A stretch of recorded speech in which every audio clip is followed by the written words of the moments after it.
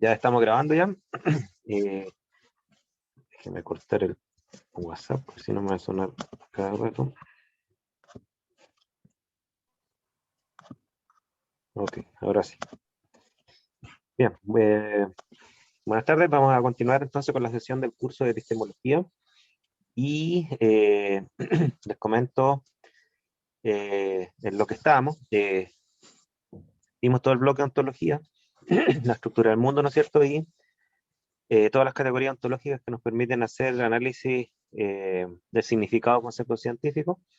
Y ahora comenzamos el bloque de epistemología con la presentación que nos hizo Raúl respecto al caso de Galileo, que es un caso emblemático de cómo se hizo una especie de quiebre respecto a la comprensión de cómo se genera el conocimiento, y no solamente la comprensión, sino que la ejecución del cómo conocer. Y bueno, Raúl nos mostró, digamos, varios datos históricos y algunos experimentos de lo que hizo Galileo, el tema del péndulo, el tema de las observaciones de Júpiter, de la Luna, eh, y bueno, todo el aparataje matemático con el cual él veía la ciencia, y eso nos puede dar pie ahora, ¿no es cierto?, que tenemos un poco más de claridad de Galileo, que nos puede dar pie a la pregunta que nos convoca ahora, que yo la voy a dividir a ver, al menos dos preguntas.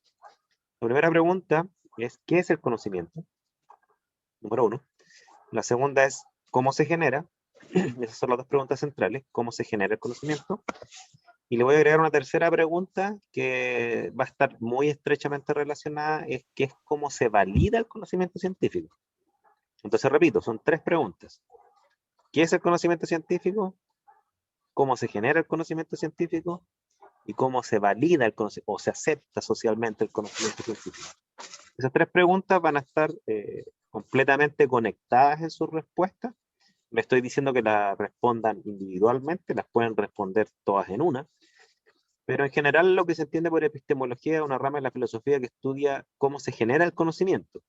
Por lo tanto, se subentiende que la primera pregunta, ¿qué es el conocimiento?, ya estaría resuelta. ¿Ok? Entonces, yo quiero llevar a cabo esta clase y las que vienen mediante una conversación abierta. Les voy a pedir su participación lo más intensa posible. ¿Por qué?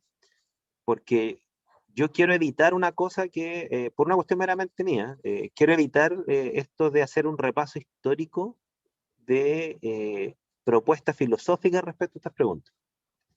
Ese repaso histórico yo lo encuentro súper interesante, no tengo nada que decir con eso. Eh, pero creo que para un público que es más del área de la ciencia más que la humanidad, es como el caso de usted, que ya tienen un acervo de conocimiento científico, ya tienen un acervo de experiencia científica. Yo creo que es mejor partir al revés, es partir cuáles son las concepciones que tienen ustedes que están ilustrados en ciencia, ¿no es cierto? Y desde ahí traer a colación algunas propuestas de filósofos que podrían coincidir con ustedes o podrían ir en contra de lo que ustedes plantean. Esa es la estrategia que personalmente me ha funcionado mejor con un público que es más del área científica, ¿ya? Esto no quiere decir, insisto, que no vamos a traer a colación a algunos filósofos, incluso algunos científicos que han reflexionado sobre estos temas, eh, pero creo que nos podemos saltar milenios de historias con esta otra estrategia. ¿Ok? De todas formas, si ustedes conocen propuestas de filósofos respecto a estas preguntas y las quieren traer a colación, háganlo, ¿ya?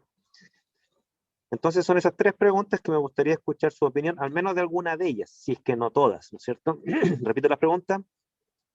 ¿Qué es el conocimiento? Científico particularmente. ¿Cómo se genera? Y cómo se valida. ¿Ok?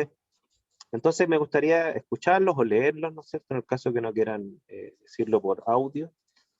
¿Qué opinan respecto a estas tres preguntas? Porque quiero hacer como un monitoreo de sus concepciones. Ojalá los pueda escuchar a todos, a todos.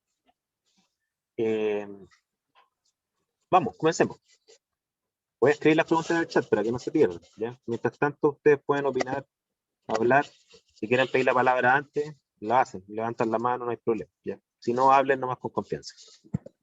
Profe, ¿Sí? yo quería hacer como establecer como la concepción que nosotros tenemos porque en especial lo que respecta a la validación del conocimiento, que tiene que pasar por este método científico, como conocemos varios de nosotros, eh, y a través de eso yo creo que la validación, o lo que usted está preguntando, eh, es como muy se retroalimenta súper bien. Como que ¿Ya? a partir de la hipótesis vista, si se establece como una hipótesis, se establece hipótesis como una observación meramente basada en alguna experiencia, a medida que se avanza como en la explicativa del proceso, se va retroalimentando. Yo creo que incluso por eso la ciencia hasta el día de hoy es como tan importante y tan reconocida, porque ese proceso que se hace para retroalimentar y decir, ya, estos son los estándares para establecer este contenido, este conocimiento, hacen que sea no solamente fácil ingresar como a ese tracto de pensamiento, sino a, a ver que el proceso se retroalimenta solo. Eso era como el comentario que yo tenía al respecto. Pero A ver, voy a rescatar. no Sí, sé si era lo que usted apuntaba con las preguntas que escribió. no, perfecto, mira, sí, sí. De hecho, voy a rescatar tres cosas para que veas que lo que tú acabas de decir lo vamos a tocar. Y de hecho, voy a traer a colación algunas visiones. Tú relacionaste conocimiento, fíjate, con hipótesis científica, lo cual nos va a llevar a una pregunta previa a eso, ¿cierto? De qué es una hipótesis científica. ¿Ok? No te digo que la respondas ahora, sino que asumamos que todos sabemos lo que es una hipótesis científica, porque somos de ciencia, ¿no es cierto? Eso es lo que se tiende a decir. Los científicos saben lo que es una hipótesis científica. Se van a llevar una sorpresa que no es tan así. ¿Ya? Muchos científicos opinamos y actuamos intuitivamente respecto a nuestra propia actividad, ¿ya? Y muchas veces, no la gran mayoría, no reflexionamos sobre nuestra actividad, la hacemos, ¿no? Pero bueno, tú relacionaste conocimiento con hipótesis. Lo segundo que hiciste es que tú no ves la generación de conocimiento, incluyendo la validación, como algo lineal, sino que tú lo ves como un bucle retroactivo, ¿ya? No sé si te interprete bien, Sí, sí. ¿ya? Y que eso le da una fortaleza, o sea, tú dices, bueno, por eso, no sé qué palabra utilizaste tú, te entendí como que por eso la ciencia como que crece, no sé, ¿cuáles eran tus palabras exactas en eso? Dije que no seguía un tracto lineal de pensamiento, sino que el hecho de que se retroalimentara, se refería a ¿Mm? eso. Uh -huh. Retroalimentación creo que es la palabra que utilicé para eso. Mira, hay filósofos y científicos también. De hecho, de mi punto de vista, las propuestas más interesantes respecto a estos temas, a mi juicio, no la han hecho filósofos, la han hecho científicos. Pero voy a tomar eso. O sea, hay científicos como Karl Popper, perdón, hay filósofos como Karl Popper o científicos como Mario Bunge que concuerdan contigo. O sea, la ciencia no es lineal. ¿Okay? Bunge dice no hay conclusiones definitivas. La ciencia se sustenta sobre lo que se viene haciendo de antes. No, las investigaciones no parten de cero, parten de lo que ya existe. Ahí podría más o menos coincidir contigo. ¿Okay? Eh, Relacionar conocimiento con hipótesis científica, la mayoría de los filósofos creo que estarían de acuerdo contigo. Lo que sí no sé si estarían de acuerdo contigo de que entiendes tú por lo que es una hipótesis científica. Lo que sí tú dijiste una cosa que también es una visión filosófica respecto a este tema, que tú relacionaste con que las hipótesis surgen de experiencias o observaciones previas. No sé si te entendí bien. ¿Era eso? Sí, sí. Hay filósofos que están absolutamente de acuerdo contigo, ¿ok? De hecho, esa línea de pensamiento se llama empirismo, ¿ok? Hay filósofos como el mismo Karl Popper que te acabo de mencionar que estarían absolutamente en contra de eso, ¿ok? Estando de acuerdo con tu visión cíclica del método científico, no estarían de acuerdo con tu visión epistemológica de cómo se generan las hipótesis científicas, ¿ya? Te lo voy a dejar planteado, así como que para que tú más o menos te sorprendas, ¿ya? Y Benjamín dice, la revisión de pares es para validar. Ya, por eso yo hago la pregunta directa y no hago un repaso histórico, ¿no es cierto? Como dice Benjamín, esta respuesta a esta altura del desarrollo científico en gente que estudia en una facultad de ciencias, nosotros tenemos claro que la validación tiene que ver con la revisión de pares, ¿ya? Ahora, surge la pregunta, pero ¿qué entra en juego en una revisión de pares? O sea, ¿cuáles son los criterios, es una palabra filosófica, axiológicos, o sea, los criterios con los cuales yo hago una evaluación de la verdad o falsedad de algo, ¿no es cierto?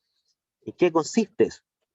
Que sería la pregunta, ¿cómo se valida en estricto rigor? O sea, la validación de pares, ¿qué es para ustedes? ¿En qué consiste?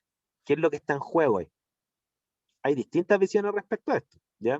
Ahí no sé si tú, Benjamín, puedes como precisar cómo ves tú la revisión de pares, ¿ok? Ya, Benjamín lo asocia a reproducibilidad, o sea, que los pares en el fondo, a ver, dime si te interpreto bien, Benjamín, que los pares reproducen los experimentos, supongamos, de las personas que están publicando algo. No sé si te entendí bien. Hay un proceso de revisión de pares que se llama así. Por ejemplo, la revisión de pares Cochrane, creo que así dice la palabra, es un grupo de investigadores que se dedican a reproducir los experimentos que se hacen creo que en ciencias biomédicas. ¿Okay?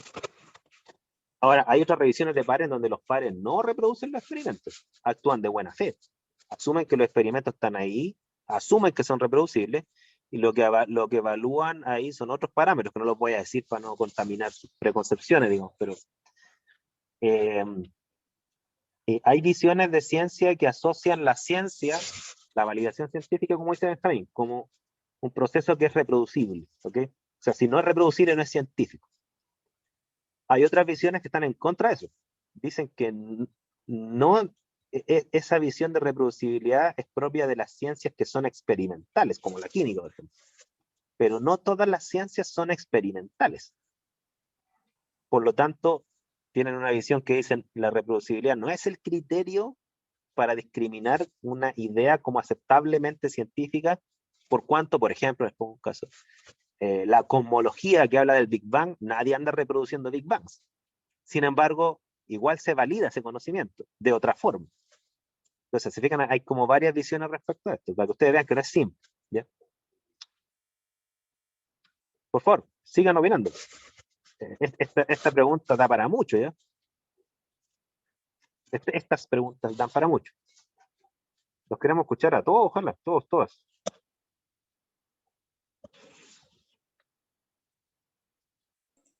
Es que igual esto del conocimiento científico se basa en las evidencias y que las evidencias estén como relacionadas para poder llegar a una conclusión. Entonces, además de la reproducibilidad, se podría ver si es que las evidencias realmente nos dan para poder llegar a una conclusión. Ya, tú relacionas validación con evidencia, ¿ok? Si lo entendí bien. Sí.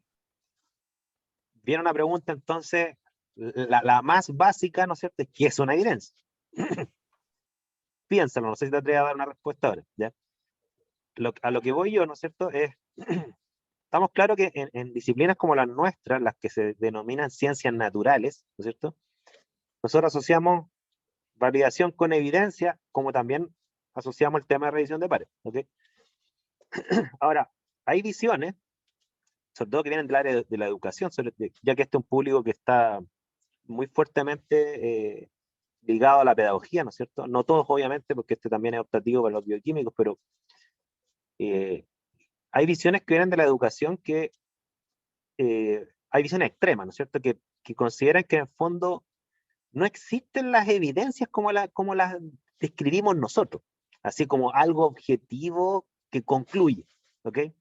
Más o menos tratando de utilizar las palabras que acaba de dar, no recuerdo si fue Catherine o Annette, no recuerdo bien, eh, porque hay visiones que vienen desde las humanidades, sobre todo, que dicen que en el fondo,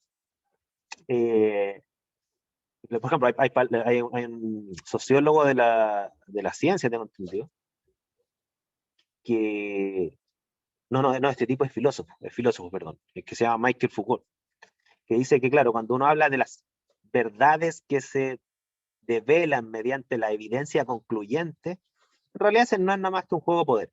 O sea, finalmente el discurso de lo que nosotros entendemos por cierto es lo que nos hacen creer la gente que tiene poder. Y en este momento, los científicos y los tecnólogos tienen poder. ¿Okay? Y la ciencia y la evidencia, en el fondo, si tú la analizas objetivamente, no hay ninguna evidencia concluyente. Toda evidencia es interpretada. ¿Okay? Esa es una visión. ¿Okay? Eh, hay visiones más extremas aún que dicen que todo es discurso. Y el político, el religioso y el científico un discurso más. Y ahora estamos en la época donde el discurso científico predomina, ¿no es cierto? Pero también tiene una visión muy parecida a Foucault, ¿no es cierto? De que este discurso es el que nos ha impuesto las cúpulas de poder, y listo, ¿ya? Hay otra visión que dice que no, que en realidad las evidencias reproducibles, ¿no es cierto? Es que la visión que tenía Asimov cuando discutimos en la clase pasada, ¿no es cierto? Las evidencias reproducibles y de distintas fuentes, ¿no es cierto? Si convergen en torno a algo, eso ya es concluyente, ¿ya? Lo más probable es que ustedes quizás adhieran a esto último, más que a la visión inicial que les di, que era más relativista respecto a las conclusiones. Eso es súper común en un público que es de ciencias naturales, ¿ya? La gente que se educa en una facultad de ciencias tiene un pensamiento súper homogéneo, ¿ya? Y de hecho estas respuestas que están dando ustedes siempre son más o menos similares, ¿ya? Pero lo que voy yo es que mi misión es darle todas estas visiones que hay al respecto y que no es tan simple, ¿ya? No es tan simple, sobre todo para los que estudian pedagogía, que probablemente en otros ramos se van a enfrentar a otras visiones respecto a esto mismo que estamos discutiendo, ¿ya? ¿Profe? ¿Sí? Esto no tiene que ver con el tema de la ciencia como empírica con la ciencia teórica, Ya, por mira, decir la ciencia experimental. ahí hay dos visiones también al respecto, o sea, en realidad podríamos hablar de tres visiones, ¿ya? Hay una visión que dice que la ciencia debe tener un componente teórico y empírico, si no, no es ciencia, ¿ok? Por ejemplo, hay visiones mira, te doy una visión bien bonita, a mí me gusta porque es bonita el discurso, es como poético, a pesar que es medio antigua la visión para nosotros, ¿ya? Hay un filósofo bien influyente, muy importante en la historia, que es Immanuel Kant, ¿ok? Immanuel Kant reconocía que la ciencia tenía una componente racional, que es lo que tú llamas teórico, ¿no es cierto? Y tiene una componente empírica, ¿ok? Pero lo que él proponía era, porque la visión de él era que las dos cosas se integraban, pero él quería hacer una propuesta de cómo se integraban, ¿ya? Porque para él la ciencia debería tener esas dos componentes. Y entonces él decía, mira, en general, cuando el científico sale a conocer el mundo, ¿okay? Porque él tenía esta visión de científico como Newton, ¿ya? O sea, como que el tipo que salía a sentarse bajo un árbol y le caía una manzana en la cabeza, esa era una visión muy influyente para él. Entonces, o de Galileo, ¿no es cierto? El tipo que salía con un telescopio a observar los astros. Entonces, según Kant, ¿no es cierto? Kant decía que hay una componente racional y una componente empírica, pero según él, cuando el científico sale a observar el mundo, a interactuar con el mundo, la componente racional ya está previa a eso. Y él tenía una frase bien bonita, él decía, mira, solo cuando la mente pregunta, la naturaleza responde. Entonces, en el fondo, ¿cuál es la visión de él? Él decía, primero están las preguntas y las ideas previas, y ahí tu observación del mundo te va a entregar respuestas. O sea, él así como que combinaba lo que era la generación de conocimiento científico, ¿ya? O sea, él decía, por ejemplo, casi todas las ideas de la ciencia son previas a la experiencia, y la experiencia las confirma, una cosa por el estilo, era como su visión. No sé si te hace sentido. Bajo esa visión, entonces, no existiría una ciencia teórica, tampoco una ciencia empírica, existe una ciencia que combina las dos cosas que son necesarias para generar conocimiento. Y en el orden que él dice, ¿ya? No sé qué les parece. ¿Están de acuerdo con Kant? Aquí pueden irse en contra de quien quieren, ¿no? Aquí no hay que apelar al argumento de autoridad, así cómo voy a respetar a Kant, quién soy yo. ¿Ya? O sea, igual siento que el orden que usa Kant de primero la teoría, después la práctica, no me gustó mucho esa visión, porque deja afuera un factor que a mí me importa harto, que es como la experiencia empírica, y a partir de una experiencia empírica empezar a sacar teoría. Por ejemplo, no sé, si lo pongo de la manera más básica posible, póngase en el lugar de Newton, que le haya caído la manzana, y diga, ¿por qué me cayó esta manzana? Y empieza todo un proceso mental por el cual quiere llegar a una teoría de por qué esa manzana cayó. ¿Me entienden? Entonces, siento que si fuera primero teoría y después práctica, podríamos, o sea, si fuera práctica y después teoría, se podrían haber como otras líneas de pensamiento, se podría buscar por otros métodos una respuesta que unifique lo que yo estoy experimentando o lo que yo estoy viendo físicamente. Súper interesante lo que dices tú. Mira, voy a hacer una encuesta ahora, porque tú te fuiste en contra de Kant. ¿Qué piensa el resto? ¿Están más a favor de su compañero o a favor de Kant? Quiero escucharlo. Porque eso que tú estás tocando tiene dos visiones, ¿ya? Y dos visiones que son súper convincentes ambas. La visión más empírica, que es la que das tú, con súper buenos argumentos. De hecho, no sé qué más agregar de lo que ya he visto de otros filósofos que dicen cosas muy parecidas a ti, ¿ya? Y está la visión de Kant, ¿no es cierto? ¿Qué opina el resto?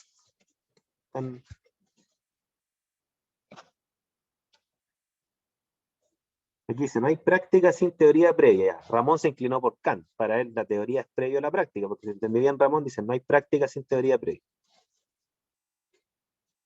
El resto, por favor. Igual se puede andar como en la limitación de lo que dije, pero de la idea general, porque ahora se me están ocurriendo muchas más cosas. Lo que pasa es que tú puedes buscar ejemplos para defender a ambas. Sí, por eso esta discusión que estamos teniendo ahora dicen que duró como 400 años. Según algunos filósofos de la ciencia, ¿no es cierto? Y algunos científicos, dicen que esto más o menos quedó zanjado para los científicos que estudian este tema, ¿no es cierto? Más o menos con Karl Popper, dicen algunos. ¿Ok? Después les voy a mostrar la propuesta de Karl Popper que supuestamente zanja esto. Y ustedes me dirán si están de acuerdo que lo zanja o no, digamos, pero así que no tengan miedo de opinar. O sea, si estuvieron 400 años discutiendo esta cuestión, quiere decir que está complicado y que da para defender ambas posturas. ¿Sí? Ramón ya dio su propuesta, ¿no es cierto? Benjamín ya dio su propuesta. Kant, pero ¿qué opina el resto? Están muy callados. Quiero saber qué pasa por sus cabezas. Yo creo que en sí va a depender también como de qué es lo que se quiere abordar para ver esta como lógica secuencial de primero teoría, después práctica o primero práctica, después teoría. O sea, en sí hay muchos estudios de científicos que han partido con algo totalmente empírico y a partir de esto le buscan una respuesta. Pero claramente a medida que uno va avanzando, va expandiendo como las posibilidades que comienza a buscar en pos de una solución o de una respuesta. Y esto puede derivar también a otro tipo de conocimiento, o sea, se puede como desviar del tema, pero aún así seguir profundizándose y ser otro tipo de conocimiento nuevo adquirido a través de la teoría. Ya, mira, lo que propones tú, yo personalmente tiendo a adherir a lo que dices tú, ¿ya? O sea, de que, una cuestión mía no, ¿ya? Que quizás, mira, dime si te represento bien lo que voy a decir, ¿ya? Porque quizás en un devenir histórico uno puede ver ambas aproximaciones, ¿ya? Quizás en su inicio uno puede ver una aproximación más empírica, es decir, desde la observación de la naturaleza surge conocimiento, y en una profundización posterior de eso puede venir más una componente teórica, racional, ¿no es cierto?, para irla perfeccionando, quizás con las evidencias posteriores. Entonces, como que si uno aceptara eso, ¿no es cierto?, que en el fondo hay distintas formas de conocer dependiendo de la madurez de un campo, ¿ok? Que creo que algo así tú planteaste, no sé si te interprete bien, que hay como varias formas de conocer dependiendo de qué tan maduro está un campo, en qué estadio está. Hay personas que plantean que hay más de un método científico. Entonces,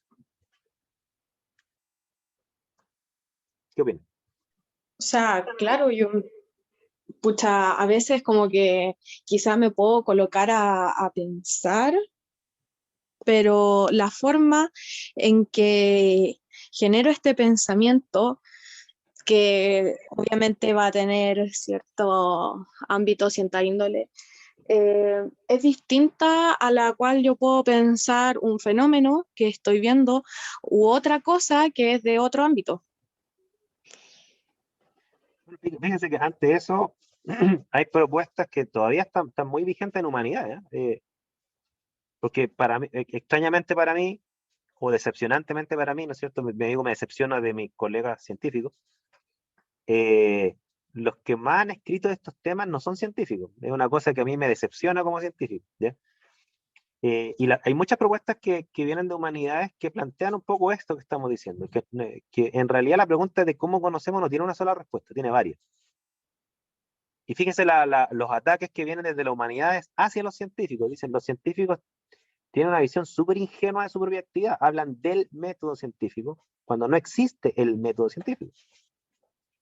En base a lo mismo que estamos discutiendo ahora, visiones de la humanidad dicen que existen varios métodos científicos, que ni siquiera podríamos hablar de uno. Habría que dividirlo por la etapa de madurez, por la disciplina, o sea, cada disciplina tiene distintas formas de conocer. Sin embargo, a nosotros nos han adoctrinado con que existe un método científico. De hecho, en el discurso de ustedes, ninguno de ustedes partió hablando de los métodos científicos. Todos ustedes dijeron, los que han hablado de esto, hablan del método científico. La universidad me tiene adoctrinado. A lo mejor les lavaron la cabeza. Aviso. O sea, lo que pasa es que uno cuando estudia, uno ve el lado romántico del estudio. Uno piensa que le están entregando herramientas para conocer. Y a lo mejor gran parte de lo que le han enseñado es mero adoctrinamiento. O sea, no piense, acepte lo que le estoy diciendo. A ver, aquí dice José, concuerdo, pero la teoría cuántica de campo no nació de la nada. ¿De qué nació, José? La teoría cuántica de campo. No sé cuál es esa, yo conozco la física cuántica, no sé cuál es la cuántica de campo, ahí tú a lo mejor sabes más que yo de esos temas. No, lo usé de ejemplo para apoyarle el argumento que yo tenía de que el conocimiento no nace simplemente de la nada. De las teorías no nacen porque me basé en el experimento, bueno, sí ocurren así, pero si nos vamos hacia atrás en ese pensamiento, las primeras teorías científicas o los primeros conocimientos científicos, creo yo, fueron basados en cosas empíricas. Y a eso quería llegar yo con que para mí primero venía la práctica y después la teoría. Por eso dije que las limitantes eran esas, que no se puede aplicar para tiempos actuales. Uno, porque el conocimiento científico estaba muy avanzado, y dos, porque el empirismo a este punto ya está como descartado porque ya se da como por conocido muchas de las cosas. Eso no significa de todas formas de que no podamos usar el empirismo para explicar ciertos procesos naturales.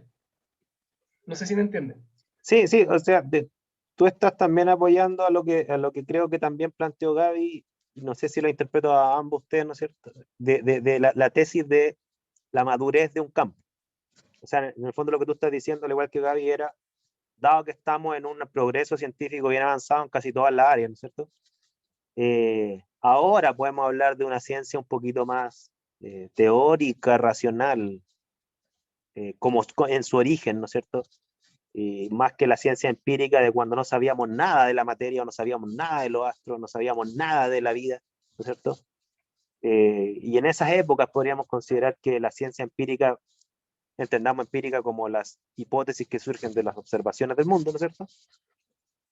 Tenía un sentido, ¿no es cierto? Es como cuando uno es niño y uno es adulto. O sea, cuando uno es niño, bueno, hay muchas cosas que son normales cuando uno es niño, pero después cuando uno es adulto, esas cosas ya se vuelven raras.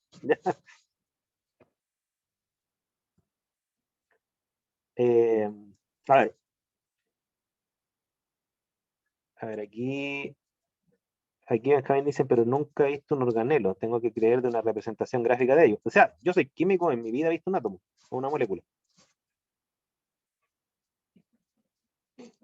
Pero por eso, Como que a la ciencia empírica. Ah, perdón. Junto a lo que dice Benjamín, para conocer un organelo, tenemos que haber conocido un nivel de representación superior a eso, que contenga el organelo, y así ir creciendo hacia atrás hasta un punto que la percepción humana o el empirismo pueda verlo. Y de ahí empezar a teorizar lo que puede estar dentro de ese organelo.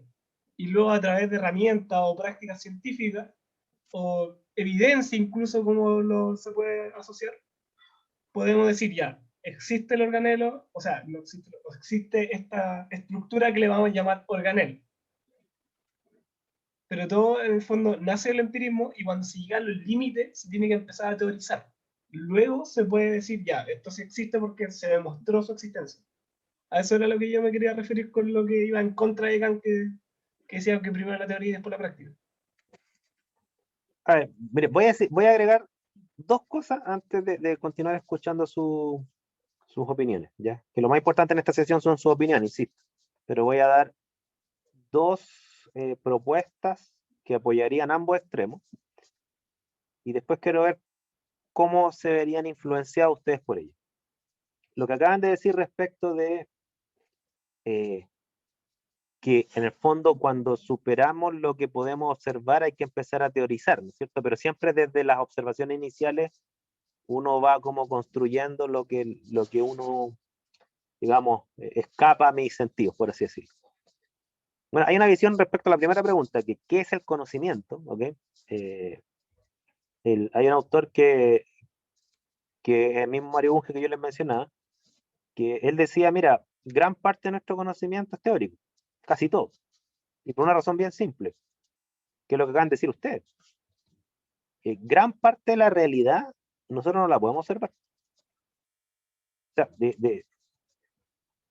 piensen ustedes, ¿qué pueden ver ustedes ahora en este momento? ¿A qué tienen acceso del mundo?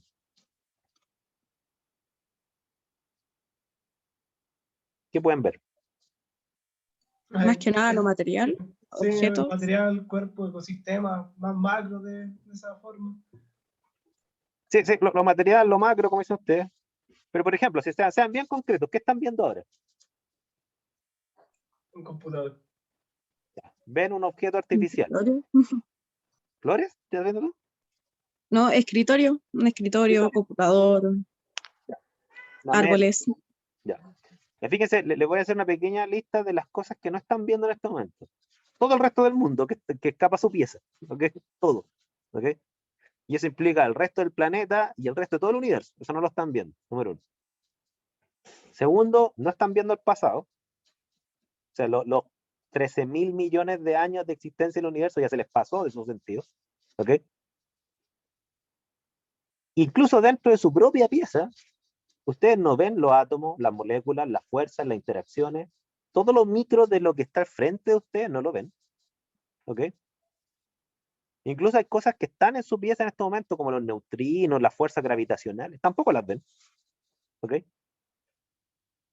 Entonces, lo que uno tiene acceso como ser humano, incluso como humanidad, o sea, si sumamos toda la experiencia de todos los seres humanos, es nada, es una cosa ínfima.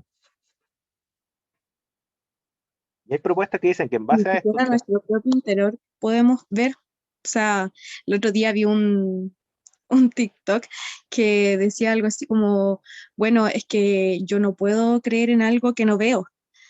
Y le contestaban así como, bueno, ¿y tú ves tu cerebro? No, entonces no tienes cerebro. es que uno no ve nada, no ve nada, sí, uno ve re pocas cosas, ¿sí? ¿Para qué estamos con cuestiones? Uno ve re pocas cosas. Y fíjese, y esa propuesta es para decir, mira, en realidad, entonces casi todo el conocimiento voy a utilizar palabras de usted, es teórico. Porque yo entendí, díganme si lo interpreté bien, que para ustedes como que la parte racional teórica es cuando trasciende lo que puedo ver, o no.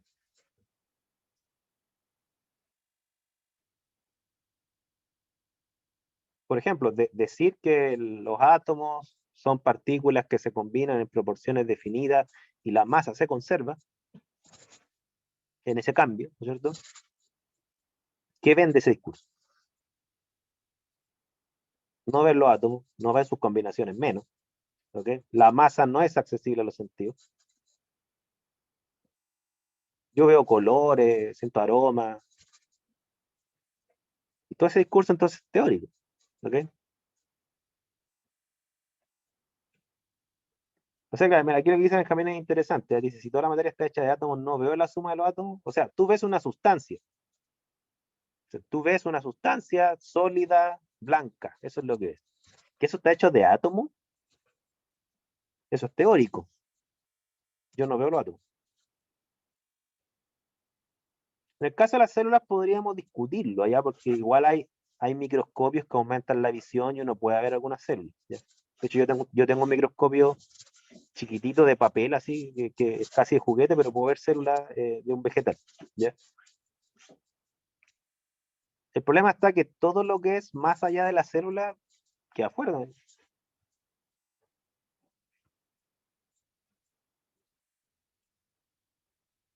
Y bueno, ahí Linda da una propuesta bien interesante, ella, porque fíjate, Linda, tú le pusiste un adjetivo calificativo al conocimiento empírico. Tú le llamas a ese el primario, ¿ya? Primario es como primitivo, ¿ya? O sea, es como el primer conocimiento que tenemos, el inicial, claro, ¿no es cierto? Y el resto es teórico, y hay visiones que dicen que el conocimiento científico es casi todo teórico. ¿Ok? Ahora, miren, les voy a dar la visión de Kant respecto a lo que ustedes están diciendo, ¿ya? Porque tocaron el caso de Newton, ¿no es cierto? Incluso Kant va más allá de esto, ¿eh? Kant dice, ni siquiera existe la observación pura, ¿ok? O sea, cuando alguien cree que va a observar el mundo para que el mundo escriba en su mente ideas, así como el empirismo puro, ¿no es cierto? En realidad eso es falso, dice. ¿Por qué? Porque tú no observas con la mente en blanco. Son las ideas de tu mente las que te hacen ver cosas. Después un ejemplo. Déjenme saltar un poquito. Espérense. Miren. Este ejemplo se utiliza mucho en los libros de filosofía de la ciencia, por ejemplo, para apoyar la propuesta de Kant, entre otras propuestas. ¿Qué ven ahí? ¿Qué ven? Veo pintura en la pared.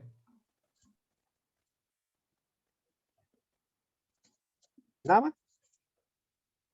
¿Y cómo sabes Pintura que en la es pared pintura? que intenta reflejar que es una escalera. Pero disculpa, ¿cómo sabes No que es me engañaba. pintura?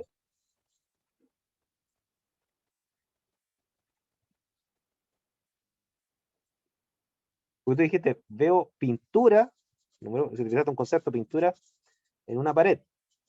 ¿Cómo sabes que es pintura y cómo sabes que es una pared? Dice que Vamos a romper la cuarta pared con esto, profe. ¿Perdón?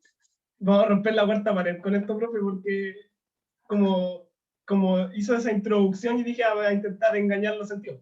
Entonces, hubo predisposición a eso. No, es que fíjense, la tesis de Kant no es que los sentidos te engañen, hay una tesis racionalista contra el empirismo que dice que además los sentidos te engañan. Pero en este caso, ¿no es cierto? Trata de reflejar una cosa que va más allá de que los sentidos te engañen o no.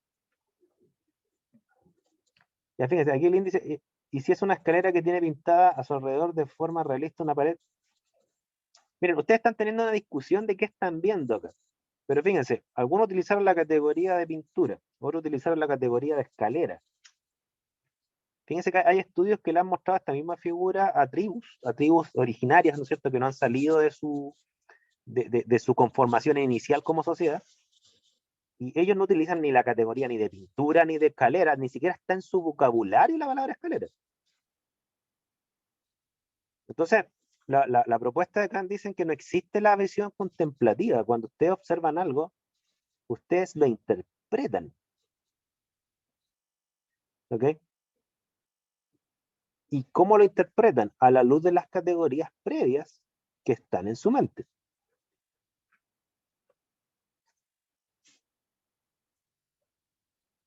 Por lo tanto, la visión de que hay un empirismo puro, es decir, el dato observacional no interpretado, no existe, según él, ¿ya? Ahora, cuando digo según él, estoy siendo bien así prudente, porque esto que estoy diciendo ahora tiene un apoyo por la neurociencia gigante. Ya, o sea, hoy en día la misma ciencia apoya eso, de que en realidad nadie observa el mundo con una cabeza en blanco. Entonces, todo el conocimiento científico está basado en interpretación. De acuerdo a esta visión, si ustedes la comparten, no les estoy dando una respuesta definitiva. Si ustedes comparten esta visión, esa es la consecuencia lógica. ¿Sí? De que finalmente ni siquiera existe el empirismo puro. Número uno. Entonces para complicar el tema, y solamente por el arte de querer complicarme más mi pobre percepción humana, me meten esto. Entonces, ¿cómo ¿cómo lo hacemos con temas como la matemática? Donde el empirismo ya no juega un rol, sino es como, ni siquiera sabría cómo establecer la matemática en esto, porque ya ahí no sería una observación, serían leyes que se adoptan a conductas de cantidades de objetos o números. Tú tocaste ahí 3 temas como en una sola frase, ¿eh? Que son los 3 temas por sí solos, dan una discusión bien extensa, pero primero lo que les voy a anticipar, ¿ya? Una de las razones por las cuales se respeta tanto la propuesta de Karl Popper es que también resuelve este tema que dices tú de la matemática, ¿ya? ¿Cómo? Porque según él, el conocimiento científico no se genera a través de la experiencia, ¿ok? Después lo voy a explicar cuál es la propuesta de él, porque pareciera que no, si no se genera por ahí, entonces ¿de dónde? ¿No es cierto? Después viene el otro tema, que también lo vamos a discutir, que, bueno, ¿qué es la matemática? La pura, ¿no es cierto? Y cómo influye a las ciencias naturales, porque nosotros no nos dedicamos a la matemática pura, nosotros utilizamos la matemática para nuestras ideas, que es distinto, somos usuarios de la matemática, no somos matemáticos, ¿ya? Y aquí, claro, entonces, ¿qué es la matemática? Bueno, fíjense que incluso dentro de los matemáticos hay distintas propuestas, pero vamos a tocar ese tema. Benjamín dice que son acuerdos sociales, ¿ok? Tú lo ves como un tema intersubjetivo, tiene la visión intersubjetiva, Benjamín, bueno, que lo pone como pregunta, ¿ya? Hay gente que tiene visiones platónicas de la matemática, ¿ya? ¿Qué me refiero con platónica? Que asume que las funciones matemáticas existen en un mundo ideal, ¿no es cierto? Un mundo de las ideas, pero es un mundo, ¿no es cierto? Y lo que hace el ser humano es, a través de su mente, es ingresar a ese mundo y extraer la matemática que preexiste el humano. No sé si me explico. Esa es la visión platónica. Yo con los pocos matemáticos que he interactuado, la mayoría son platónicos, ¿ya? Piensan que ellos descubren funciones. Descubrir, entendamos como que yo me topé con algo preexistente y yo lo desenterré, por así decirlo, ¿ya? Incluso hay gente que defiende la existencia de Dios por cuanto la matemática coincide con la naturaleza y por lo tanto la matemática está en el mundo, si uno tiene una bola de ese tipo, ¿ya? Ay, pero es que, profe, si empezamos a hablar de eso, yo creo que también nos vamos a poner a hablar de que existió totalmente el universo antes y nosotros nos matamos, renació de nuevo y bueno, estamos poco menos desenterrando todo lo que venía anteriormente. Te fuiste en la bola numérica.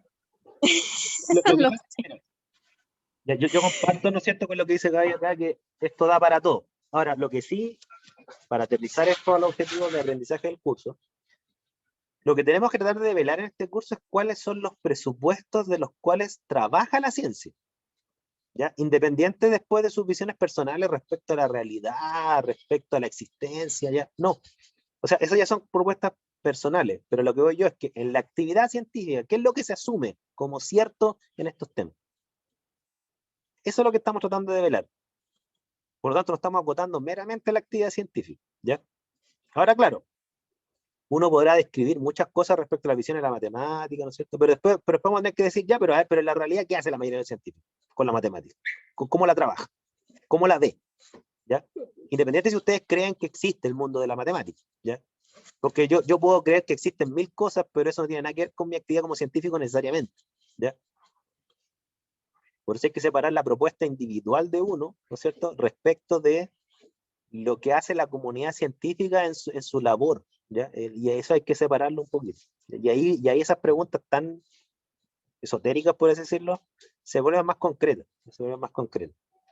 Porque si alguien dice, yo creo que la matemática existe per se, tendríamos que decir, ya, pero los científicos en su labor asumen eso,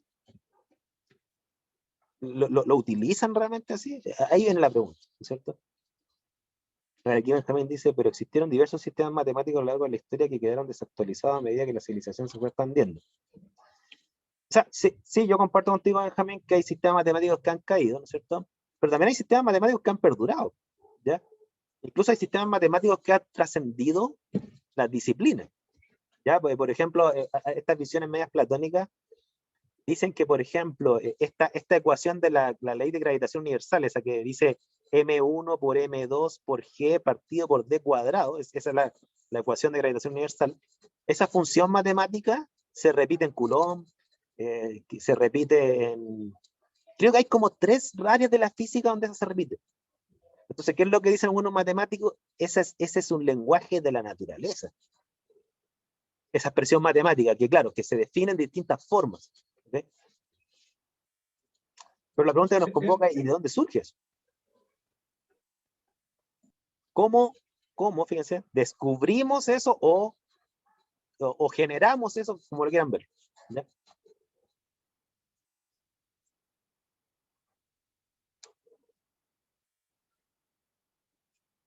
Los dejó pensando la propuesta de acá, ¿no? Los vi medio descolocados, ¿ya? Sigo pensando que viene la práctica. Fíjense, los que estudian pedagogía en química, les voy a dar un dato, ¿eh? Filosóficamente, a Kant se le considera el padre del constructivismo. El constructivismo, para los que no están como al tanto, bueno, tiene varias visiones, pero el constructivismo que normalmente se habla en educación científica es el constructivismo psicológico, ¿ya? Ese que dice que nadie aprende de la nada, o sea, nuestras ideas previas influyen en cómo yo aprendo ideas nuevas. ¿Ok? Y eso es muy análogo a lo que ve Kant respecto a cómo se genera el conocimiento. O sea, que él dice que en el fondo, siempre que yo genero conocimiento nuevo, lo hago desde ideas previas, no desde observaciones previas. Y entonces, ¿desde dónde saldrían estas ideas previas? Esa pregunta que haces tú es la crítica que le hacen los empiristas a los racionalistas. ¿Ya? Porque los racionalistas, Kant no era tan racionalista, pero los racionalistas decían, uno parte de ideas generales y de ahí deduce principios particulares. Veían como la generación de conocimiento como quien despeja una ecuación. ¿Ok? Y la pregunta que le hacían los empiristas a los racionalistas es decir, ya, ¿y de dónde sacaste los postulados generales? ¿Ya? Según los empiristas, los sacaste de observar la naturaleza y sus patrones, ¿no es cierto? Por ejemplo, el sol sale todos los días. Esa idea que es un postulado general, ¿no es cierto? Surgió de observar el sol. ¿Okay? Pero ¿cuál es la propuesta que decía Kant? Es que el hecho que tú relaciones un punto brillante en el cielo con que es un sol, ¿no es cierto? Y salir, ¿no es cierto? Todo ese lenguaje es previo a la observación. Entonces tampoco observaste el hecho como una observación pura. ¿Ok? Tú te detuviste en eso porque tienes categorías que te permiten detenerte en eso. Entonces se genera como una discusión como esa serpiente que se muerde la cola, donde todos se atacan, pero no resuelven nada. ¿Okay, no? Es que yo creo que dar una respuesta así como cómo surgió este conocimiento desde un inicio, así totalmente inicio, es como muy, muy, muy, muy, muy difícil de imaginar, de poder consensuar, porque en sí yo creo que la mayoría de los seres humanos actúan en su 80 o 90% en base a cosas que ya vieron, que ya escucharon, que ya vivieron, que aprendieron de algo previo, y eso algo previo siempre va a venir de la misma sociedad en la cual está inmersa. O sea, es imposible que un niño ciego te hable de un sol, siendo que nunca lo ha visto. Sin embargo, la mamá, su propia profesora o escuela, le han hablado de él. Entonces, siempre esto... Claro, y el hecho que le hayan hablado de ellos es que estas personas que lo educaron, ¿no es cierto? Tenían esas categorías previas también. Entonces, Claro, o ¿de sea, dónde ya en surgió sí, la primera categoría en que se creó? sí, claro, en conocimiento ya está como contaminado con toda esta perspectiva personal y social, por lo que siempre, al menos a mí, me va a tender a llegar a la conclusión de que el conocimiento puede estar en muchas cosas, puede derivarse de muchas formas y puede analizarse también de muchas formas. Sin embargo, todas estas van a depender de la situación, de la persona, de lo que conoce. Entonces, no es algo que sea como fijo. está como en un limbo como de miles de puertas que va entrando dependiendo de lo que va sucediendo. Mira, la visión que tú das se asemeja, no completamente, pero muchísimo a un autor que se llama, me acuerdo el apellido, Lyotard, ¿ya? Lyotard escribe un libro que creo que se llama algo así como La síntesis postmoderna, ¿ok? Y para él, el conocimiento es en el fondo la transmisión de discursos, como tú estás diciendo. O sea, a nosotros, nuestros ancestros nos han enseñado y nos han transmitido discursos, ¿ok? Discursos con los cuales actuamos en el mundo, interpretamos lo que vemos, ¿no es cierto? Y todos los pueblos originarios tenían discursos propios, ¿ok? Y se negociaban esos discursos en función de cuál tenía más adopción, ¿no? Y finalmente los que tenían más adopción triunfaban en este tema, ¿no es cierto? Y los criterios de adopción de estos discursos siempre fueron propios de la cultura, ¿ok? Entonces, si a la gente le gustaba, si la hacía feliz, si le hacía sentido, ¿no es cierto? Entonces, esa visión permitía que existieran pluralidad de discursos. Esa era como la visión de él. Entonces, según él, la sociedad antes de la ciencia tenía una pluralidad de discursos. Sin embargo, visión de él también, vino la ciencia y arrasó con los discursos, cortó todas las formas de socialización de los discursos y vino a imponer un discurso a la fuerza. Y nosotros perdimos esos discursos, por ejemplo, en el caso nuestro en Chile, donde el 90% de nosotros somos mestizos de mapuches, ¿no es cierto? Eso está descrito más o menos, porque los mapuches habitaron casi toda la zona central. Quizás los que son más del norte tendrán más ascendencia aymara, los que son mucho más del sur tendrán ascendencia, no me acuerdo cuáles son los pueblos más predominantes, mucho más del sur, ¿ok? Los araucanos, me imagino, no sé. Nosotros perdimos todo nuestro, gran parte, casi todo nuestro discurso, nuestros pueblos ancestrales, porque nosotros nacimos en una sociedad donde los canales de transmisión son uno, sociedad occidental, ¿no es cierto? Mayormente, a través de un sistema educativo impuesto por el Estado, y el Estado se unió a la ciencia. Porque con eso crearon armas, se defendieron, no sé, conquistaron. Esa es la visión de Lyotard, no es la mía, de Lyotard. La acepto. Imagina La que le acepto, sí, me imagina que adhiero le a él. Eres No, una es voz que moderna, Gaya, eres una voz moderna. No, es que igual uno si se pone a pensar, o sea, yo siempre en el colegio me costó ver más de una forma de vista. Después, entrando a la universidad, pasando a álgebra, cálculo, mi papá es muy matemático y él siempre me dijo de que las matemáticas te abren la mente, como que te rompen así tu nuez de cerebro de cráneo y la abren, cosa de que vean en distintas direcciones. ¿Ya?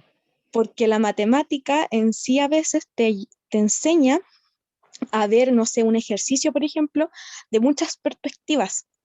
Y esto, si yo lo relaciono como con lo de conocimiento y en sí como un tipo de adoctrinamiento que ha tenido el sistema educativo, eh, no se ve como este arte, por decirlo así, de poder tener otras perspectivas desde una misma concepción. O sea, te sistematizan para saber quizá realizar algún ejercicio, ¿Ya? pero muy implícitamente te enseñan a pensar, pero hasta cierto punto. Ya, y ese cierto punto para ti serían, dime si te interpreto bien, ya no quiero poner palabras en tu boca que tú no has dicho, por eso, Uh-huh. esos principios, lo que dijiste recién, ¿no es cierto?, serían estos postulados de la ciencia que en el fondo te lo imponen. Por lo tanto, O sea, todo lo que tú piensas es en ese marco, ¿no? En los postulados de la ciencia que te lo imponen, ¿o no? no totalmente de la ciencia, más que nada como para beneficio de quienes lo gobiernan. Ahí me paso un poco más a política, Sí. pero en sí, como para no pensar tan mal de la ciencia, nos, Dale, no, nos dale. dan como un cierto parámetro para guiarnos. Nos dan como un patrón, como algo con lo cual guiarnos. que eso fue interpretado como algo limitante, algo que debe de ser así, o que esto es así y es así universalmente, o sea, no pienses que existe otra manera. Ya mira, lo que tú dices, te voy a dar un pequeño spoiler así como para que lo tengas en tu mente y si quienes se sienten interpretados con la visión de Gaby, ¿no es cierto? Guarden esto, miren. Lo que creo que tú no ves en la ciencia, que sí lo ves en la matemática, ¿no es cierto? Es como que la matemática es más libre creativamente, porque tú dices que te permitía ver las cosas de diferentes puntos de vista, porque no hay un solo punto de Pero la vista. matemática es una de las ciencias. Claro, pero tú ves eso solo en la matemática, no lo ves en las ciencias naturales, si te entendí bien. O sea, no, yo pude como desarrollarlo más con las matemáticas, Ya. pero esto me ayudó a aplicarlo en muchas cosas de distintas áreas. O sea, yo ahora ni siquiera puedo escribir una definición sin especificar así todo, porque si no es como demasiado ambiguo para mí. Porque mira, hay dos autores que vamos a ver, y ya se los mencioné, Karl Popper y Mario Bunge, que ellos sí traen la creatividad intelectual a su visión de las ciencias naturales, o factuales, como le dicen algunos. ¿Ya? Ellos dicen que todas las propuestas previas que estamos mencionando, la de Kant, los empiristas, los empiristas, todas fallan porque nunca consideraron la creatividad en el método científico. ¿Ok? De hecho, no me acuerdo si esto lo dijo Karl Popper o Mario Bunge, no lo recuerdo muy bien, pero ellos hablaban que el científico actúa como un artista, en el sentido creativo de la palabra, ¿ya? Tiene libertad creativa. Hasta ahí no me les voy a decir, no les voy a dar las conclusiones ni todo esto, ¿no es cierto? Y cómo lo proponen, y pasa qué lo proponen, cuáles son los ejemplos que dan. Yo creo que esta clase queda con más dudas que con respuestas, pero vamos a ir trayendo a colación todos estos temas, ¿ok? El tema de la creatividad, ¿dónde queda? ¿Ok? El otro tema que tú Perfecto. mencionas, el tema como de que los gobiernos no imponen cosas por un tema de conveniencia, ¿no es cierto? Yo tampoco le voy a dar una respuesta a eso. Lo que sí vamos a traer a colación, ¿no es cierto?, es que claramente la ciencia se mueve en un contexto social. Sí. Y muchas de las propuestas que yo les voy a mencionar, incluso las que les mencioné de Popper y Bunge, se les critica precisamente por no considerar el contexto social de la ciencia y las relaciones de poder donde la actividad científica está inmersa. ¿Ok? De hecho, hoy en día eso tiene una palabra en la academia que se llama la guerra de la ciencia, o la guerra cultural de la ciencia. Y en el fondo, ¿cuál es la visión correcta de la ciencia y su rol en el mundo?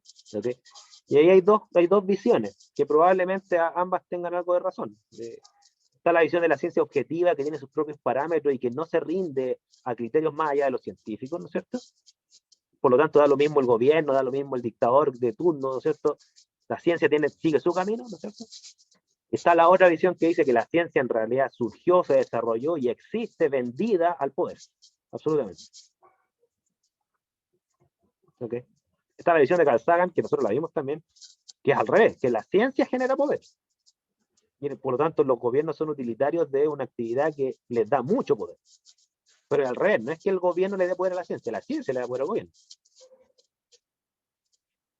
Veanlo como... Ah, sí, pero no nos quieren pasar plata para los laboratorios. Lo que pasa es que les da poder para otras cosas, digamos. No les da poder, digamos. O sea, los gobiernos han apoyado muchísimo a la ciencia aplicada de la guerra, por ejemplo. Porque tú hablas de los recursos para la ciencia básica, pero saca la cuenta cuánta plata le han pasado a la ciencia de la guerra. Sí, esto es una red de plata y beneficio. Vamos a discutir eso también, no le vamos a hacer el kit de esto, ¿ya? Pero le anticipo, nosotros no vamos a darle conclusiones de estas cuestiones, le vamos a dar visiones con pro y contra, y por lo tanto le vamos a dar herramientas a ustedes para que conozcan visiones y las evalúen en base a algunos criterios que, los criterios sí se los vamos como a dar, por así decirlo. Criterios de evaluación para saber cómo algo se puede, cómo una propuesta epistemológica se puede evaluar como buena o mala. El criterio es súper simple, ver si coincide o no como la ciencia es. ¿Ya?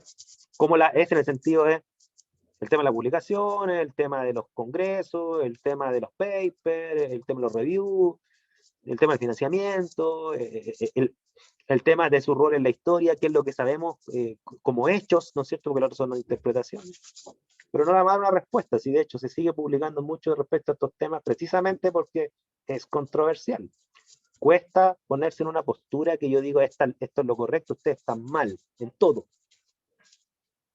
Lo cual lo hace entretenido. A mi modo, lo hace súper entretenido, la discusión. Aquí José dice, en el mismo sentido de la libertad, los números avanzaron a tal punto que trascendió y funcionan como variables en programación. O sea, hay gente que piensa que las matemáticas son un lenguaje universal. O sea, hay libros de ciencia ficción que dicen que nosotros, la única forma de comunicarnos con una civilización extraterrestre más avanzada que nosotros, supongamos, sería a través de las matemáticas. Así como los números primos, cosas por el estilo. ¿Ya? De hecho, no sé si ustedes saben, voy a buscarlo ahora si lo encuentro. Si quiere. Hay una nave que creo que es la Voyager, que es un satélite, que es la nave humana que más lejos ha viajado. De hecho, ya salió del sistema solar en este momento. ¿Okay? Arriba del Voyager iban 2 discos de oro con unas grabaciones. ¿Ya? ¿Qué tenían esos discos? Tenían información para que si una civilización extraterrestre se encontrara con esta nave y viera los discos, supiera interpretar esos símbolos y saber quiénes somos y dónde estamos para que nos vengan a visitar. No, po. Pésima idea, pésima idea. Pésima idea eso. Profe, me acaba de dejar con una ansiedad que no voy a poder ni dormir. Le acabamos de mandar la ubicación de nuestra casa a organismos que ni siquiera sabemos cómo se comunican. Bien hecho. Espera, tengo que buscar, déjame un segundo. De hecho, miren, yo tenía, en mi antiguo celular, yo tenía mi protector de celular, tenía la foto de uno de esos discos. Ya, pero cambié de celular, así que ahora no tengo eso. Déjame buscarlo, espérense. El profe quiere que se lo lleven los extraterrestres. Profe, aquí encontré algo. ¿Hace la Sale que foto de los ambas discos? ya consigo un disco de oro con una selección de 1 hora y media de duración de música proveniente de varias partes y culturas del mundo. Trae música, trae Salud, grabaciones. 55 idiomas humanos. Saludo entonces al secretario general de Naciones Unidas y ensayos de sonidos de la Tierra, que es una mezcla de sonidos. Son 2 discos, no es uno. Ojo, son 2 discos. Ese era ¿Ya? uno. Le voy a mostrar la foto del que yo tenía como protector del celular. ¿Ya?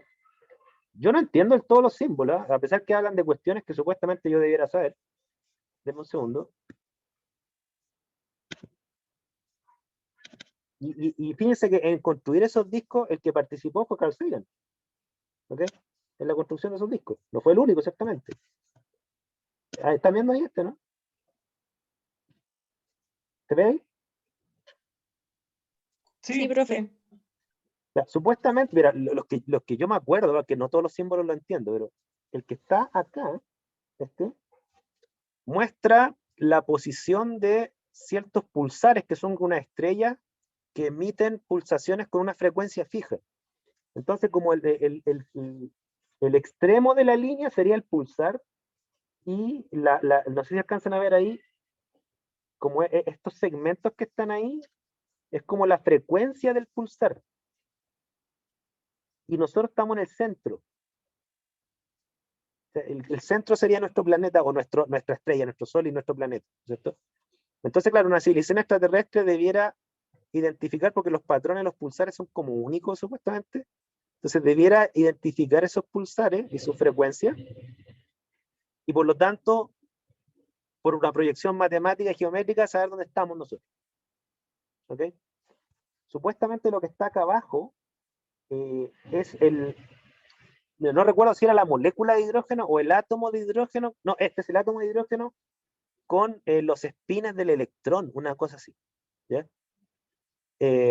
Acá arriba hay como una frecuencia de una radiación electromagnética. Bueno, según los tipos que hicieron esto, ¿no es cierto? Una civilización extraterrestre, dado que estos son patrones naturales matematizados, ¿no es cierto?, debiera poder interpretar esto. Porque si nosotros hicimos esto, los extraterrestres para ellos sería como 1 más 1. ¿Ya? Una cosa. Hay otro disco Pero los donde extraterrestres no tienen multímetro. no tienen que ver. No tienen multímetro, ¿cómo van a medir?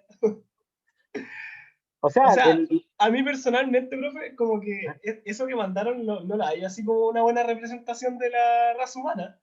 no, que Porque te ese falta, conocimiento falta el otro está... disco, po. Sí, el otro disco tiene una figura de un hombre y una mujer. Te estoy buscando el otro disco porque son dos. Sí, porque Pero ese está como el conocimiento más hermético que puede haber de ese es la evolución humana. meramente físico de los átomos, las estrellas y nuestra posición. ¿Ya? Hay otro que es el que sale, no encuentro acá, que es la fotografía de un hombre y una mujer. ¿Ya? Vamos a ver si lo encuentro.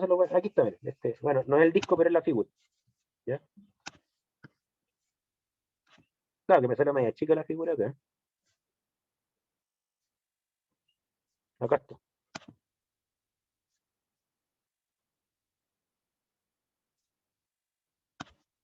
Pues se ve pésimo. ¿Eh? Supuestamente ¿ok? Donde se repiten algunos patrones y aquí sale el hombre con la mujer. Creo que por ahí está la proporción áurea. Bueno, yo no me sé interpretar todos los símbolos. Y aquí sale, acá abajo, si ustedes ven, sale como el sol y los planetas. Y ahí como que indica dónde estamos nosotros, que somos los terceros, ¿no es cierto? Bueno, toda esa bola. ¿Ya? Yo no sé si va a tener éxito, ¿no es cierto? Ustedes tienen miedo, yo espero que antes de morirme descubramos al menos vida en otro lugar. No sé si más inteligente que nosotros, no tengo idea. Pues ya con vida me doy por pagado. Vida más inteligente, pucha, ahí ya me puedo morir tranquilo. Le mandamos el disco de oro a un micro. Ahora, si viene una civilización a esclavizarnos, bueno, capacito que después seamos esclavos de una civilización. Bueno, lo que sea. ¿Ya? Ya fíjense, entonces, aquí yo les dejé estas preguntas planteadas y espero que se hayan quedado con más dudas que respuestas. ¿Ya? Es difícil responderlas, pero en general, como les digo, se dan como 3 o 4 posturas respecto a este tema que es bien complicado. O sea, uno, la postura empirista que uno de ustedes la tienen, otro, la postura racionalista, que no sé si alguno de ustedes la tiene, otro, la postura híbrida como Kant, pero con un orden determinado, o sea, primero las ideas y después las observaciones de acuerdo a Kant. Entonces, para Kant, las observaciones son para responder preguntas y corroborar ideas, no tiene una función creativa la observación, según él. Y bueno, y aquí y esto se une con el tema de si las ideas reflejan a cómo el mundo es, cómo se valida esto, si es una validación objetiva o tiene que ver con relaciones de poder y conveniencia con un plano más general social. Hay de todo, ¿ya? Hay de todo. Y vamos a ir analizando cada uno de esos casos con mucho cuidado, ¿ya? Insisto, no para darle respuestas, sino que para darle las posturas más populares que hay en el ámbito de las ciencias, porque si eso está más o menos medido, o sea, ¿cuáles son las posturas más influyentes que hay? Nada más que eso. ¿Cuáles son las más influyentes?